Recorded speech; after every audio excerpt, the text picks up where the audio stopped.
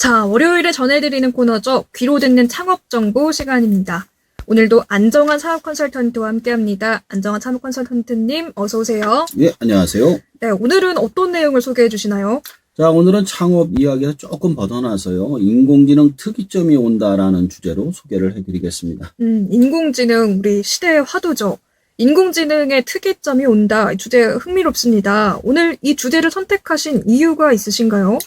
우선 요즘 너무 창업 지원 프로그램만 소개하다 보니까 워낙에 발전하고 있는 인공지능의 현황에 대한 이야기도 해드리고 싶고요. 더 나아가서 이런 것들을 어떻게 활용할 수 있는지 좀 알려드리고 싶습니다. 그리고 사실 제가 창업 이걸 자꾸 이야기하는 이유도 인공지능 시대에는 인간의 직업이 창업이 될 것이다 라고 생각하기 때문에 그런 걸 준비해 봤습니다. 네, 인공지능을 어떻게 활용할지 많은 분들이 관심 갖고 계실 텐데요.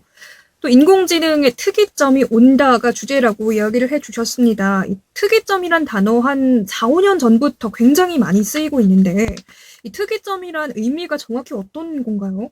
자, 특이점이라는 게 특이한 지점이라는 뜻으로 기존의 규칙이 통하지 않는 지점을 말합니다. 예를 들어 물리학에선 양자역학이 특이점이라고 할 수가 있습니다.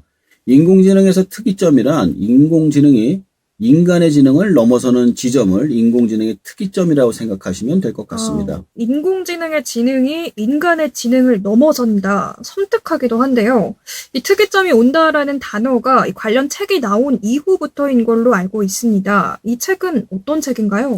네, 레이 커즈와일이라고 유명한 작가가 있으신데 그분의 책이 특이점이 온다라는 걸 2005년에 출간했습니다.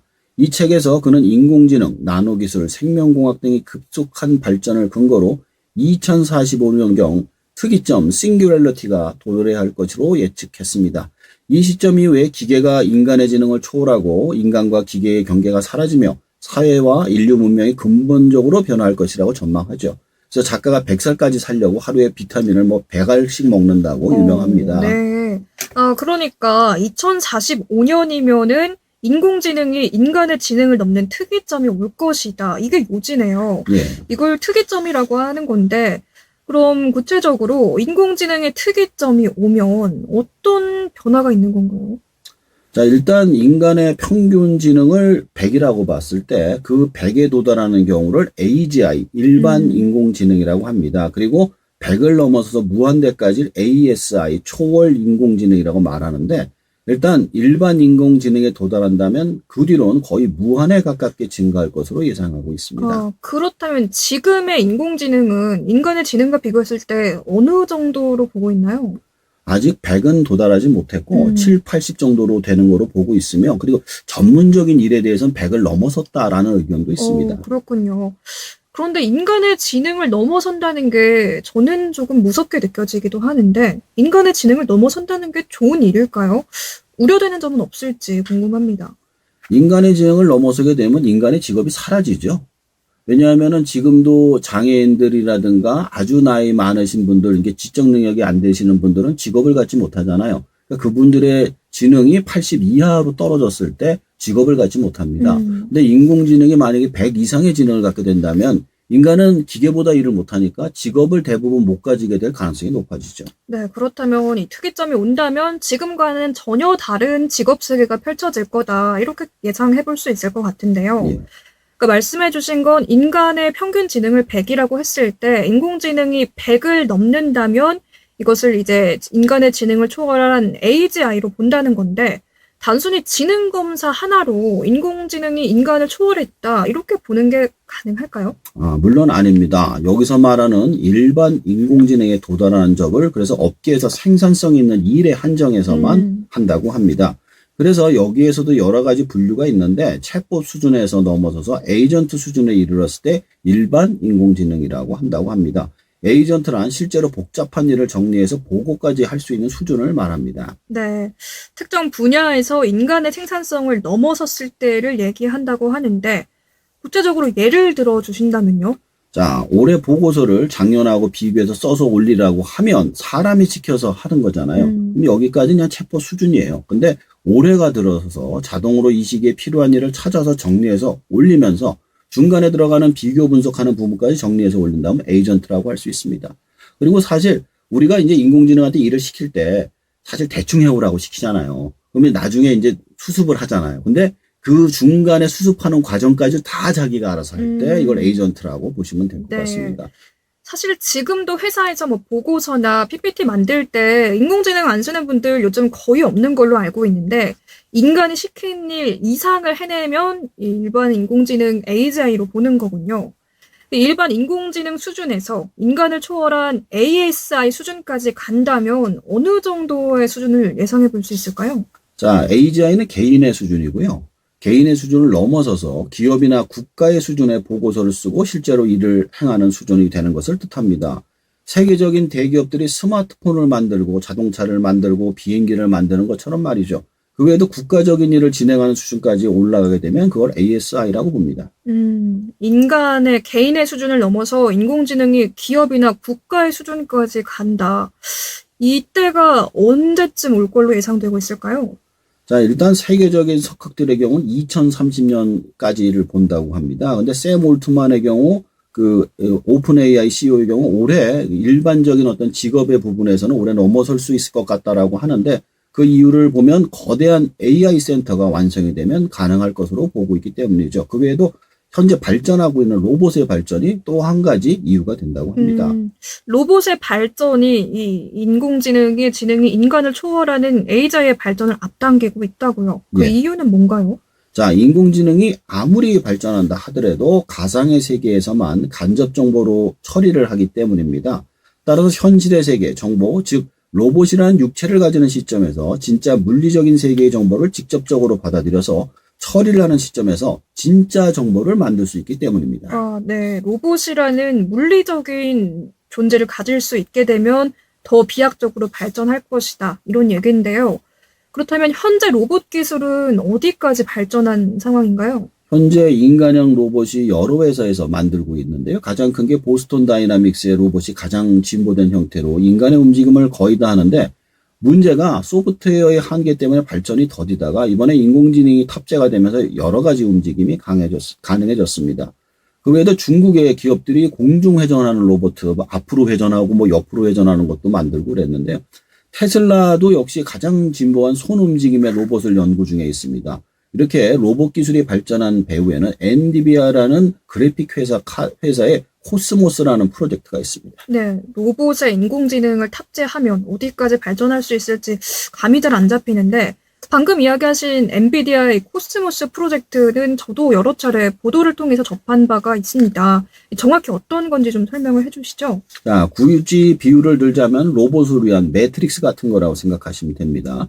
로봇이 연습을 할 수 있는 가상의 공간을 만들어서 실제 세계와 같이 세팅을 해놓고서 수천, 수만 번을 연습을 시키는 겁니다. 그리고 나서 현실 세계에 사용을 하면 거의 그대로 활용이 가능해지죠. 네, 로봇을 훈련을 시켜서 현실 세계에서 활용을 한다. 그렇다면 효율성이 인간과는 비교도 안 되게 좋을 텐데 어느 정도로 볼 수 있을까요? 자, 예를 들어서 자동차 조립 공장에서 로봇을 훈련을 시키려면 일단 공장을 멈춘 다음에 사람들을 다 내보내고 훈련이 완료될 때까지 몇 달이 걸린다고 합니다. 근데 코스모스 내에서 공장을 그대로 재현한 다음 훈련을 시키면 바로 다음날 투입이 가능합니다. 이건 공장에 한정된 이야기지만 현실에서 자율주행 자동차서부터 매장에서 물건을 파는 로봇까지를 생각한다면 거의 활용도가 무한에 가깝다고 생각하시면 될 것 같습니다.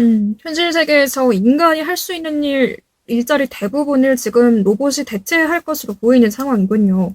이 로봇 이외에 인공지능은 지금 어디까지 발전한 걸로 보고 있나요? 지금 돈을 주고 하는 그 박사급이 있어요. 네. 2,000달러인가? 그 정도, 2만 달러짜리 한 달에 내는 게 있는데, 그게, 1년에 10억, 20억을 받는 박사들의 일을 대행해 줄 정도까지 와. 지금 되고 있다고 하고요. 근데 무료로 하는 걸 우리가 할 수 있는 걸 보면은, 얼마 전에 구글에서 사진을 올리면 그 사진의 옆면이나 뒷면을 그대로 보여주는 인공지능을 무료로 풀었습니다.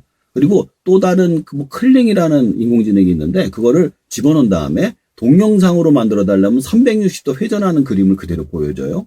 그 외에도 자료를 검색해서 정리해달라는 완성된 뭔가 딥 리서치라는 그런 인공지능이 있는데 이게 그 논문에 대해서 정확하게 다 분석을 해가지고 와서 해석까지 다 해줍니다. 그래서 현재 미국에서 어떤 일이 있었냐면 몇 달 전에 인공지능이 한 2시간 멈춘 적이 있어요. 오픈에. 그때 이제 숙제들을 못 해가지고 난리가 났었던 그런 이야기도 있습니다. 예전에 컴퓨터나 뭐 계산기를 숙제에 활용했던 것처럼 지금은 인공지능을 숙제에 활용하는 시대가 된 건데요. 사실 예전에 뭐 인공지능은 작곡이나 뭐 제작같이 창의적인 일은 못할 것이다 이런 얘기가 있었는데 지금 인공지능 창의성도 좋습니다. 예. 대체가 되고 있는데 그런데 이런 인공지능 분야에서 지금 월등히 앞서고 있는 게 미국과 중국이죠. 지금 미국과 중국에서만 인공지능을 제작하고 있나요?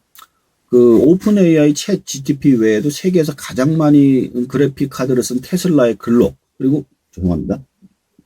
얼마 전 발표된 마누스 등 현재 인공지능은 미국과 중국이 세계 시장을 양분하고 있습니다. 네. 미국은 엄청난 자금과 하드웨어 기술력으로 압도적으로 세계를 앞서가고 있는 반면에 중국의 경우 인재 전술이라고 해서 중국에서 가장 똑똑한 사람들을 투입해서 맞서고 있는 상황입니다. 현재 우리나라는 접근도 못하고 있는 수준이 벌어지고 있어서 걱정입니다. 네, 중국에서 딥시크 출시하면서 지금 중국과 미국의 이 기술력에 전 세계가 놀라고 있는데 이게 폭발적인 국가적 투자와 지원이 있었다고 하더라고요. 그렇다면 우리나라의 현재 인공지능 기술 발전 수준은 어떤 상황인가요? 참담하다고 하더라고요. 우리나라에서 가장 똑똑하다는 친구들이 전부 의대로 진학을 하고 있고 인공지능에 필요한 그래픽 카드를 구하지 못해서 대기업 것을 대학교에서 빌려서 연구를 하고 있죠. 대기업들이 하고는 있는데 워낙에 규모의 차이가 엄청나게 나서 엄두를 못 내고 있는 실정입니다. 가장 안타까운 건 과거 닷컴 열풍이나 스마트폰 열풍 때 기억나시죠? 어마어마하게 많은 그런 회사들이 생겼다가 하늘의 별처럼 사라졌잖아요. 근데 그때 나왔던 회사들 때문에 지금의 우리의 어떤 그 검색 시장이라든가 스마트폰이 존재하는 건데 현재 우리가 보이는 그런 인공지능은 없잖아요. 이게 결국에는 어떻게 되느냐. 과거 닷컴이나 스마트 열풍 때 일본이 그랬어요. 조용했거든요. 우리도 그렇게 되지 않을까 걱정이 됩니다. 네, 지금 전 세계가 인공지능 이 패권 경쟁에 뛰어들고 있는 가운데 우리나라에서도 좀 경쟁력을 갖추려면 어떤 접근이 필요할까요? 세상에 아무리 발전을 해도 인간의 경쟁 상대는 인간이 될 것입니다. 예를 들어 포크레인이 나와서 인간의 삽질이 없어지지는 않았죠. 그리고 또 포크레인 혼자서 삽질을 하게 놔두면 엄청난 일이 벌어질 수밖에 없습니다. 따라서 인간의 통제가 필요하게 될 것이죠. 따라서 우리나라의 경우에는 이미 나와 있는 인공지능을 활용을 최대한 많이 해서 생산성을 극대화하는 나라가 되어야 할 것으로 생각합니다.